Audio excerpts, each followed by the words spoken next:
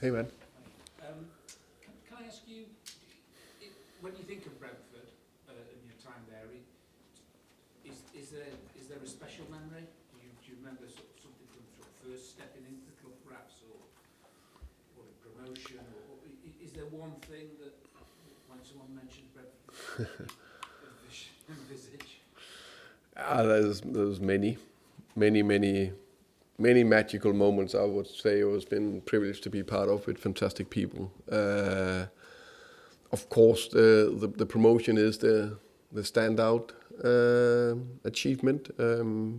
Getting promoted to the best league in the world, first time in 4 years or something like that. That's very unique. That is, pure happiness in one day probably, and then you go again. So that's special. And I think in this context, it's also pretty nice to beat Arsenal 2-0. So in the first game in Premier League. Did you take a keepsake? Do you have something? So much, sorry? A keepsake, a souvenir? You take something from Griffin Park, for example, or is there something that you cherish from?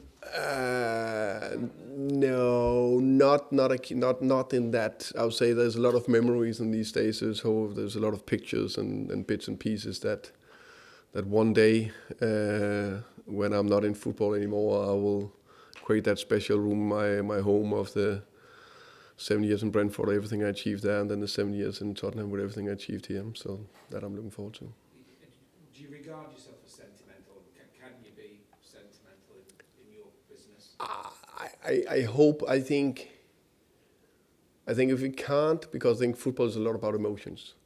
So if the head coach can't show emotions and can't be, how you say, sentimental or happy about what I've been part of achieving with special moments in Brentford, then I not really cherish the special years I had there. So that is definitely a lot of good emotions around that. May I ask you just one? We've asked you about this before, but I don't know if anything sort of developed in your mind since just the contrast between a home form and away form. Us, yeah. Now here. I think let's start with the positive first. To be competitive away from home is a big part of a successful team. You need to be able to be competitive and get enough points on the road. And I think that's where I think we've shown a lot of resilience and character, defensive, clean sheet mentality, set piece being good. Then we know home, you need to dominate more. We need to do it to dare to do. We need to add even more layers, and that I'm not in doubt of will come. Because one thing for sure, all the teams I had scored a lot of goals. I create one top scorer after another, year in, year out. That will also happen here. We just need some of the guys that are natural top scorers to be fit and available. Do people have to sort of just shelve to dare is to do for? No, I don't think so, because it's not like it's from 0 to 100. There's still, let's say, elements of it where we have been showing nice elements of very good offensive football, but it's just not been as consistent as where we want it to be. And also a little bit understanding of where we are at the moment. We are, I will keep repeating it, we are on a journey where we need to improve a lot of stuff. Where we finished 17th last year, played Europa League and won it, fantastic. Now we're playing Champions League and knock up, and we are trying to compete in the league with quite a few of the key players out. That's the fact. But the fact is also we need to win, and we need to play. We need to do everything we can to win with what we have available right now, but constantly improve the team to make sure we play more and more and better offensively. Tom. One of the things that was particularly impressive about your time at Brentford was how you kept selling players and just continued to progress. Obviously, it's a different club here at Tottenham, different expectations, but they're still under the same sort of PSR constraints. How important is it, and how relevant is it for Tottenham as it was for Brentford to be good sellers? I think that's key. I think that's why it's it's not only doing one thing right, get the playing in a specific way, or get the culture right, or whatever, train in a specific way, or there's a lot of elements that we need to do well to be able to compete at the highest level. So part of it, of course, also to be able to sell. You can see other top clubs; they're quite good at selling. So that's something we need to be improving. That's something I know the guys above me are working very hard on. So everything is linked. And you develop so many players at Brentford. I'm sure many come to mind, and you're almost probably like picking your favourite kids because they're all success stories in their own right. But is there any one player that you remember developing where you were particularly proud of it and that you can use almost towards as a useful example towards a current player in the current squad? You're right, it's like picking your favorite kid. That's impossible. I got 3 kids myself, so I can't say that one of them are a bigger favorite than others. There's a lot of good success stories, but also a lot of them are where it takes some time. You can say the latest one is Bryan Mbuemo. It took 6 years from when he arrived as 19 years old to 25 before he went, and he just ended he went when he was on the top of his performance level. And I think it's that when that was that stage that in Brentford, it's different here. But when they're on the top of the ability, that's where you need to sell, if that's possible, of course. So when you look at someone like Wilson over here, I mean, do you even speak to him about Bryan? I know they're on different sides, but Yeah. similar age. He also came for Troyes, I think, in France. Not comparing too much the same, because Wilson is Wilson, but I think he's a good example. Was he 2021? Can't remember. 2021, something like that. But that's also a good example that he also need to. He went very well when he came on against Crystal Palace, and he had some good starts and also some other good sub appearances. But then there's also, do we have a team that's fully functioning, and you can play one talent game in, game out, or you can give him the time. That's a big part of that, getting better. But also I think it's a good thing to acknowledge that, of course, he needs to perform, but also when he is, let's say, 24 years, of course, he's played a lot before that. He's hopefully a top performer. I can see that. When you're out and about, I don't know how much Premier League managers bump into fans these days, maybe when he runs around Richmond Park perhaps, but do you come across both Brentford fans and Tottenham fans? And if you do, how do the Brentford fans chat to you now that you left the club? They're still showing the same kind of respect as they did before? And what's it like with Spurs fans? What do they say to you when you bump into them?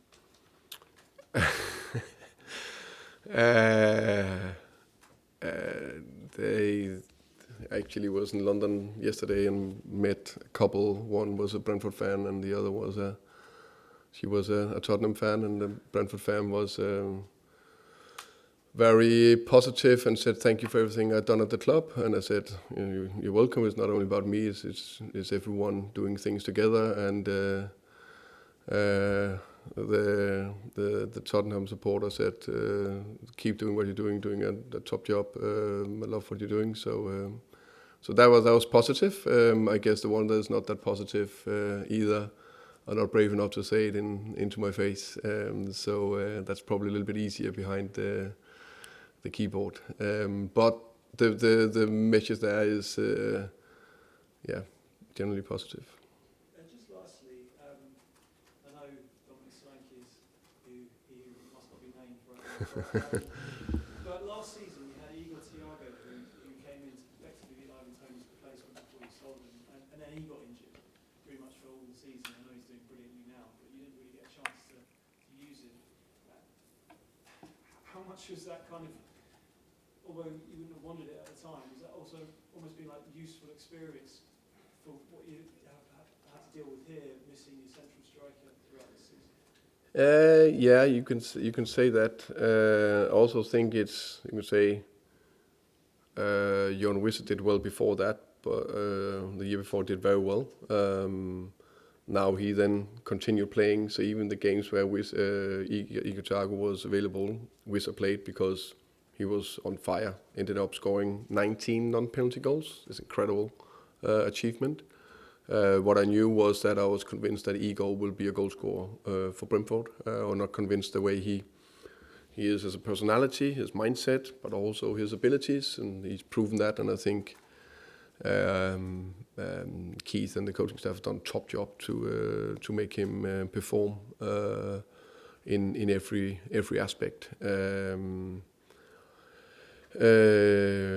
So it's a little bit similar here. You can say Richy, now he's played more or less a lot of minutes and done well.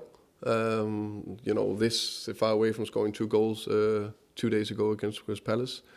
But on the flip side, I'm also convinced that Solanke will score a lot of goals for us when he comes back. So that's that story about meeting the fans. Where were you? You in London? Covent Garden. Was it just out with your family? Yeah. Just enjoying a Christmas? Yeah, just had a Christmas lunch, I think it was, or lunch, whatever. Not Christmas, lunch. Thank you, welcome. George, please. Hi, Thomas. I wanted to ask you about when Dean Smith went back to Brentford. You've been in charge a couple of months, he's obviously left a couple of months. You won 1-0, Neil Maupay scored a late goal, but I just wondered what you kind of remember of that occasion of a real Brentford legend in Dean coming back, having left, and what you sort of made of his kind of reception. He got a really good reception, I really liked it. Yeah. No, but that was, of course, a little bit the same. Dean done a top job, came into Brentford when Brentford struggled a bit, stabilised them in a very good way in the championship and gave them hope for the future. Did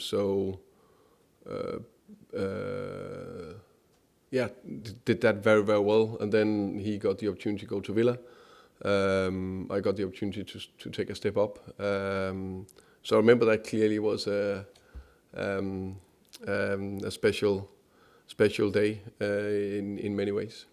And that obviously feels like that was his chance to kind of say goodbye. Is Thursday your kind of chance to really say goodbye to the Brentford fans? Not something everyone always gets the opportunity to do, but it feels like a good chance for you to sort of show your appreciation to them and like what. Yeah, definitely. I think football is such a special industry in many ways. So for players or managers, you can be there for many, many years, and then suddenly either you are sold or sacked or can stop whatever, but you never really get the opportunity the next day to come in and say goodbye, which was the same in Brentford. Even I was there for so many years, because then we were on holidays, in between seasons, and then when I came back, they were started up, so you can't do it with respect. Even that I have a great relationship to Keith and we respect each other and we of course speak together and all that, but you can't really walk into the club because it's a little bit odd in many ways. But of course, the relationship you created with people, that of course still have friendship there. I will have that forever. And you mentioned earlier about the win at Palace being a beautiful, ugly win. In this kind of period where there's so many games and it's not like the level of opposition drops quite a lot, is that kind of what you're looking for in this period? It can't be free-flowing. You've not got Xavi, you're playing every 3 or 4 days. Those beautiful, ugly wins are kind of the base to kick on. I think it's so important. I think every good team needs to be able to do that. And as I said, we are building something. I think also fair to say we are not where City or Arsenal, Chelsea or Liverpool are right now, unfortunately. We really want to be there. But even them, they need to win some ugly wins sometimes, where they're winning 1-0. How many times have Arsenal won 1-0 on a set piece this season? So we need to be able to do that. And I know it will be a very difficult team at Brentford. A part of created what I know I'm facing, I know it would be very difficult at the G-Tech. They have won 6 games, drawn 2, lost 1-0 to City. They've beaten Liverpool there, Newcastle there, Man United there, recently 4-1 Bournemouth. That's wow. If you don't show respect to that, then it's the same. They're going here, you have 3 points, but we will be very respectful. We know what we are facing, and we need to be extremely competitive, and I know we will be. And just finally, I know obviously you don't want to talk about Brennan, but if a player in your squad that's obviously a first team player leaves, does that change the plans massively for January, or are you kind of looking at Solanke and Kulusevski coming in as it kind of it not we are looking at every single time, let's say a player goes out, then do we need to get a new one in, or is it actually part of creating the right amount of players in the squad? Because you can't have too few, you can't have too many. So that's a very fine balance, and then you have that injury challenge to manage as well, depending on where you are. So as I say, we are in the market and we are very aware how strong a squad we need to compete, not only in the next 6 months, but it's 100% for the future as well. Okay, thank you. Same guys, thank you very much.